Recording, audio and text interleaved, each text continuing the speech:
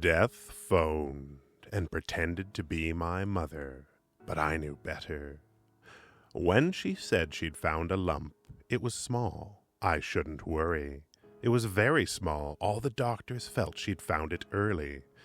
Such careful words out of all the possible words she could utter.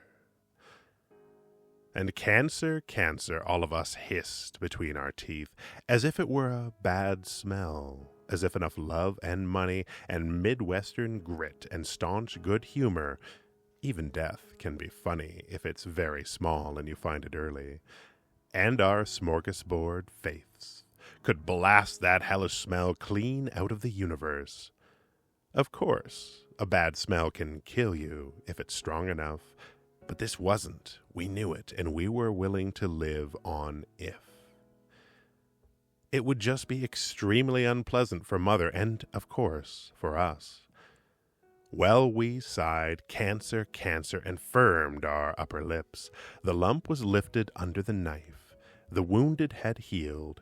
She could raise her arm and fix her hair. Her veins were filled every 3 weeks with tender poison, drip, drip, drip.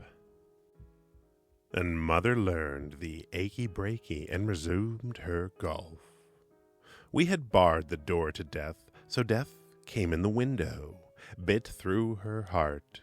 She was that easy to undo. It was no big deal to death, so nonchalant, sure of itself. It knew lots of ways to do it. Clever mongrel puppy worrying a rag. One eye on us, but the rag was Mother. She's ruined now. We cannot pray her back together, and our displeasure makes no difference. Death is happy. Where we had sucked cancer, cancer through our teeth before, now the litany, she had no history. It's such a shock. It's so surprising. We looked the wrong way. It's a dirty joke. She did all the right things. She had no history. This is not fair. As if some other game with death would have pleased us better. And anyway, it was a lie. What we said to each other, a lie. Mother did, and we all do have a long, rich history. My relatives have all caught death sooner or later. It's in our chromosomes. It runs in the family. Her friends who had never met me thought I resembled Mother. They flinched above their casseroles when I opened the door, but was it her blue eyes they saw, or her death upon me? We have joined the ranks of those not children any longer, who flounder, suddenly irresolute and full of worry, who let some details slide, for how long I can't be sure. What I am quite sure of is that Mother would be stronger. And we wonder if she mourns us now as we mourn her, not that we want her to suffer like this, and if she knows finally, perfectly, love and forgiveness left unshown. To be blunt, yes, we're looking for some easy answers. And this sounds melodramatic and more than a little morbid, but it's the hard truth. We resent what happened to her body. Resurrection or not, to the sudden end it was live and healthy. We want it back joking. That was Mother, not, God forbid, this gray, unnatural being in Mother's clothes we found. We try without success to forget how it must have hurt.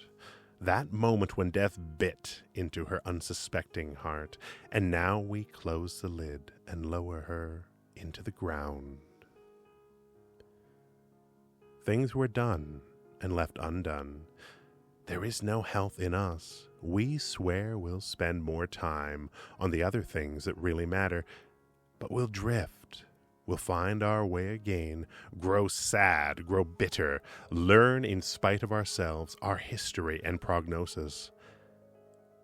And though we believe she was rescued, carried home by God, where still she devises luncheons and learns the new line dances, And though it's she who was warped and weft out of existence, who taught us to be particular, polite, and unafraid, she's gone.